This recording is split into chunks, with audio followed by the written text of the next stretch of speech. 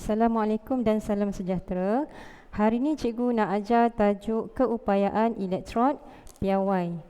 Okey, dalam tajuk ini ada dua standard pembelajaran yang harus dicapai, iaitu memerihal keupayaan elektrod piawai dan menentukan ejen pengoksidaan dan ejen penurunan berdasarkan nilai keupayaan elektrod piawai, iaitu simbol E0.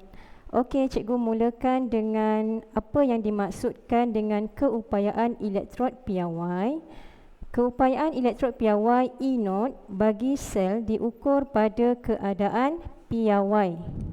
Apa yang dimaksudkan dengan keadaan piawai iaitu yang pertama, kepekatan ion di dalam larutan aqueous adalah 1 mol dm padu ataupun 1 molar. Yang kedua, tekanan gas adalah pada 1 atm atau 101 kilopascal. Yang ketiga, suhu yang digunakan mestilah pada 25 darjah Celsius atau 298 Kelvin, dan platinum digunakan sebagai elektrod lengai apabila sel setengahnya bukan elektrod logam. Contoh, kalau kita nak bina sel setengah elektrod hidrogen piawai, kita mesti guna platinum sebagai elektrod lengai sebab hidrogen ni dia bukan elektrod logam. Dan elektrod hidrogen piawai ini kita akan gunakan ia sebagai elektrod rujukan untuk mengukur E0 bagi logam yang lain. Okey, kenapa elektrod hidrogen piawai ini digunakan sebagai elektrod rujukan? Sebabnya cikgu akan terangkan berdasarkan gambar rajah sel setengah elektrod hidrogen piawai. Okey, dalam sel ini kita ada gas hidrogen pada tekanan 1 atm yang dialirkan ke dalam melalui tiub kaca dan melalui wayar platinum yang disambungkan kepada elektrod platinum ke dalam larutan asid yang mengandungi ion hidrogen yang berkepekatan 1 molar. Okey, apa yang berlaku dalam sel ini ialah hidrogen ini akan melepaskan elektron. Okey, melepaskan elektron dan mengalami pengoksidaan, di mana nombor pengoksidaan hidrogen berubah dari kosong kepada positif 1. Okey, kemudian elektron yang dilepaskan oleh hidrogen ini akan diterima oleh ion hidrogen dalam asid untuk membentuk gas hidrogen. Dan ini adalah proses penurunan, di mana nombor pengoksidaannya berubah daripada positif 1 kepada kosong. Okey. Jadi bila kita sambungkan sel ini kepada voltmeter, bacaan yang ditunjukkan oleh voltmeter adalah 0.00 volt. Bermakna nilai keupayaan elektrod hidrogen piawai E0 ialah 0.00 volt. Jadi disebabkan nilai E0 hidrogen piawai ini 0.00 volt, maka kita akan gunakan elektrod hidrogen piawai sebagai elektrod rujukan untuk menentukan E0 bagi logam lain secara relatif ataupun perbandingan. Contoh, kalau kita nak tentukan nilai E0 bagi logam zinc, elektrod zinc, ya, cikgu akan tunjukkan dalam gambar rajah seterusnya. Okey, ini adalah susunan radas untuk menentukan keupayaan elektrod piawai bagi zinc. Okey, dalam susunan radas ini kita ada dua sel setengah yang disambungkan melalui dua elektrod dan juga wayar penyambung. Yang ini sambungan bahagian atas. Sambungan bahagian bawahnya disambungkan menggunakan titian garam. Iaitu titian garam yang kita gunakan ialah larutan tepu kalium nitrat. Apa fungsi titian garam? Fungsi titian garam ini ialah untuk membenarkan aliran ion, ya, yang menyambungkan kedua-dua elektrolit ini, dan juga seterusnya melengkapkan lita lah. Okey. Yang ini adalah sel setengah elektrod zinc piawai, di mana dalam sel ini kita ada elektrod zinc yang dicelup ke dalam larutan yang mengandungi ion zinc yang berkepekatan 1 molar.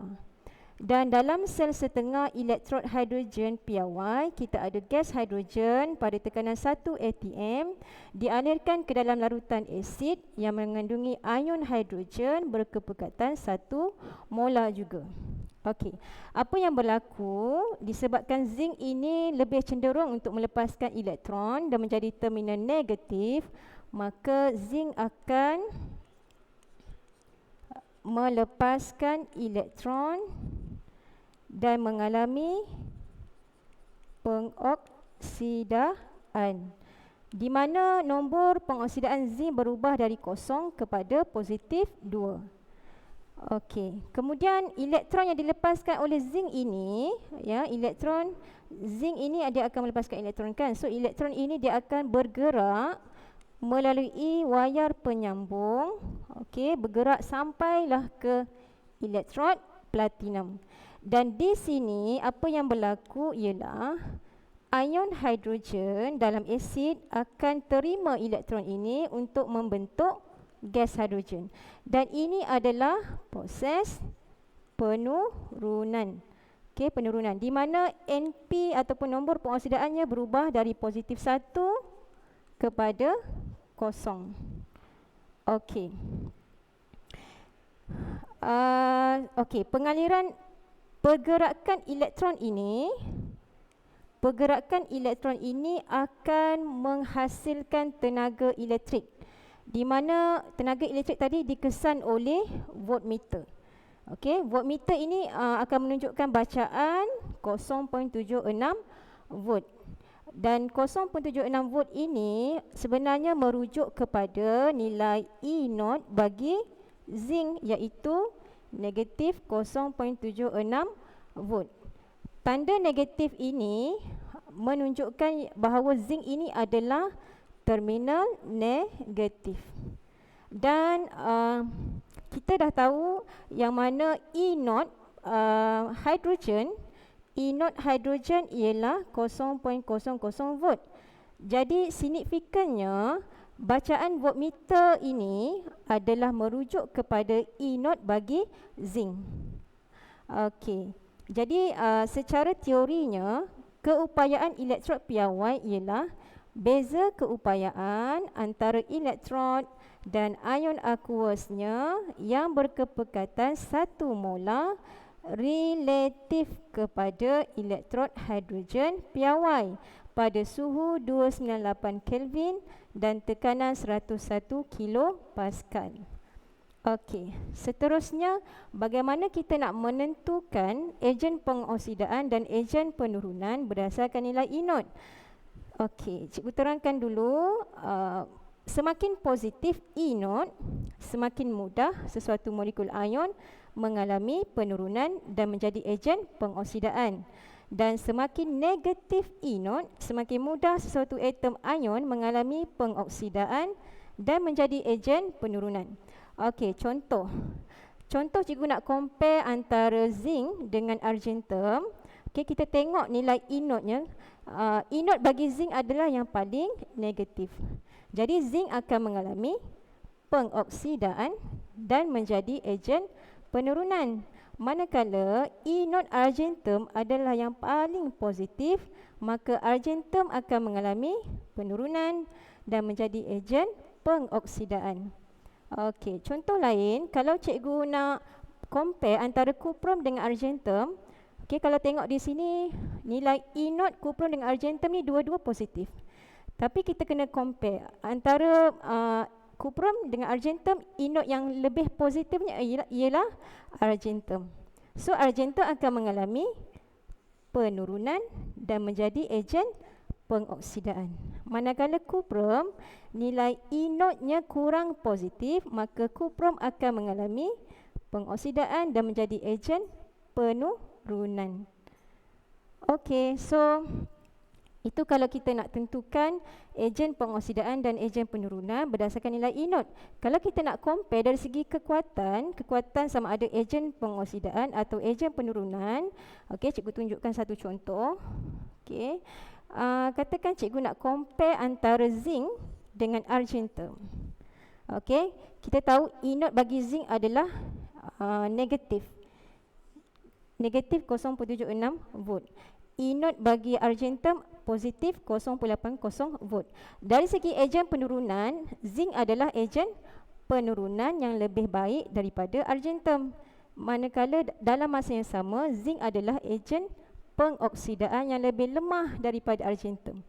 Kemudian E naught argentum kalau kita tengok nilainya lebih positif berbanding dengan E naught zinc. So argentum adalah ejen pengoksidaan yang lebih kuat daripada zinc, dan dalam masa yang sama argentum adalah ejen penurunan yang lebih lemah daripada zinc. Okey, macam tu. So kesimpulannya, nilai E naught ini kita gunakan untuk meramal iaitu bahan yang mengalami pengoksidaan dan penurunan, dan juga untuk meramal kekuatan ejen pengoksidaan atau ejen penurunan. So itu sahaja daripada cikgu. Sekian, terima kasih.